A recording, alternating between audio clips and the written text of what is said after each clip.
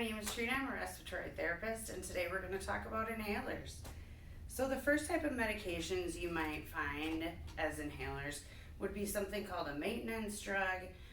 We also might use the term controlled medications, corticosteroids. You're going to have a lot of different terms, but really what we need to know is what are we taking and how do we do that? So the first type of medication is typically going to be that maintenance or steroid medication that we would have to use on a daily routine.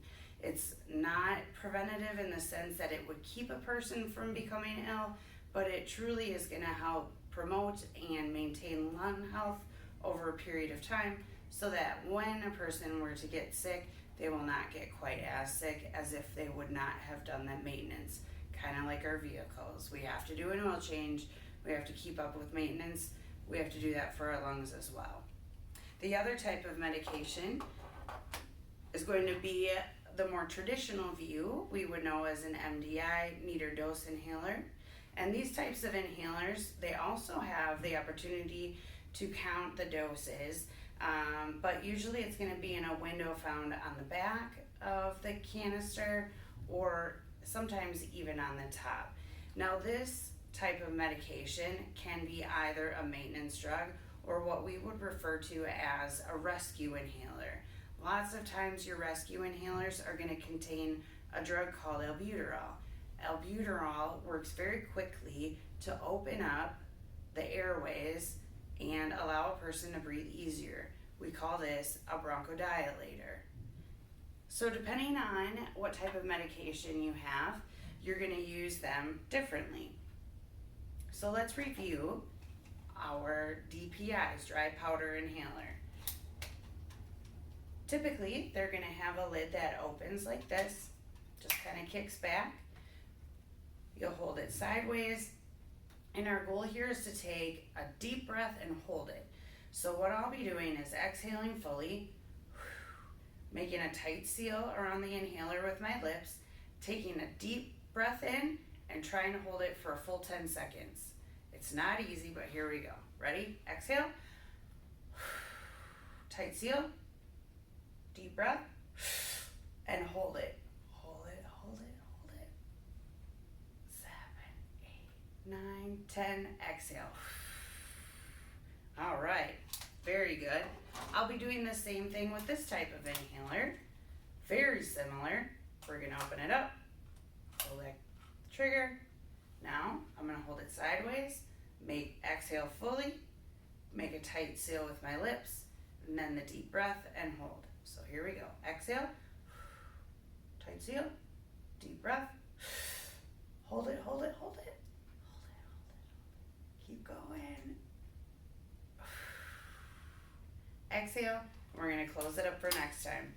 This type of medication, we need to be sure that if we're taking a steroid, or any type of medication that would require us to rinse our mouth, we do that after each dose. Every time we take a breath in, we're going to want to rinse after, and that is because it contains within that powder, the medication will react with our tongues, and if we leave that on the surface, we could create an uncomfortable situation called thrush.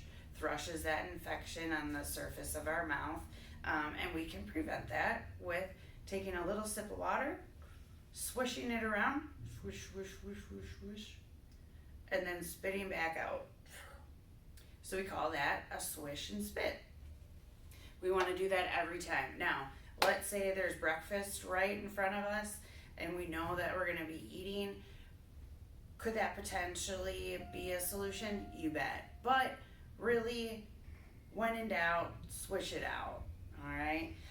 With these other medications, you may find that they are steroids. So this Symbicort is actually has a corticosteroid inside of it. So we would want to swish and spit with this medication as well.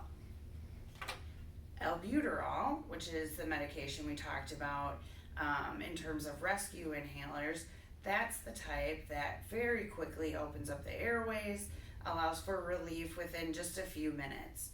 This medication is in a metal canister with a counter that slides into the holder. The mouthpiece cover comes off, and I have a spacer here that I'm going to demonstrate as well. If we were to use this without a spacer, we'd always want to shake it. Shake, shake, shake, shake, shake.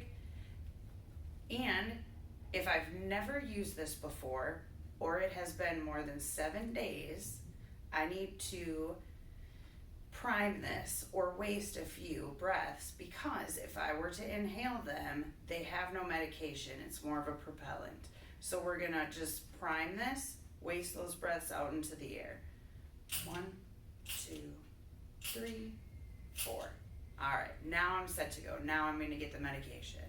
So I'm gonna shake it up.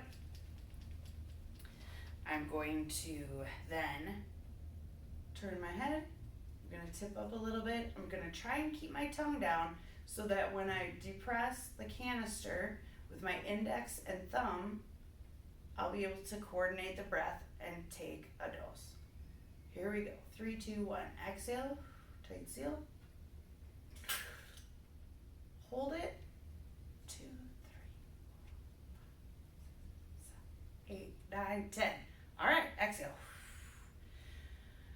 The only issue with putting this directly into our mouth is our tongue has a tendency to want to curve up. So to avoid that and make life much easier, we're going to use a spacer. A spacer is exactly what it sounds like. It gives you space between the inhaler and your airway. All right, so I'm going to put it in there. I'm going to shake it up. Do you see how I put it in before I'm shaking it? That's totally fine. Shake, shake, shake. Now, having a spacer allows me time to coordinate my breath and get the medication without worrying, did I actually get that? So I've shaken it up, index finger on the top, thumb on the bottom. I'm gonna press down. You heard that. Now I can take my time because there's a one-way valve in the slow, deep breath.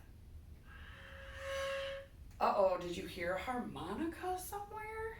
That's because this spacer is letting me know I took that breath too quickly. So I'm going to try again. Index finger on the top, thumb on the bottom, push down, slow deep breath. Hold it, 5 to 10 seconds, preferably 10, exhale. If your doctor would like you to take multiple doses, you need to wait 2 minutes in between if possible. And you always want to be mindful of what other symptoms are going on, and making sure that we're addressing all of those. And if you ever have any questions, take a look at your prescription, see what the directions are. Otherwise, contact the doctor's office. Thanks.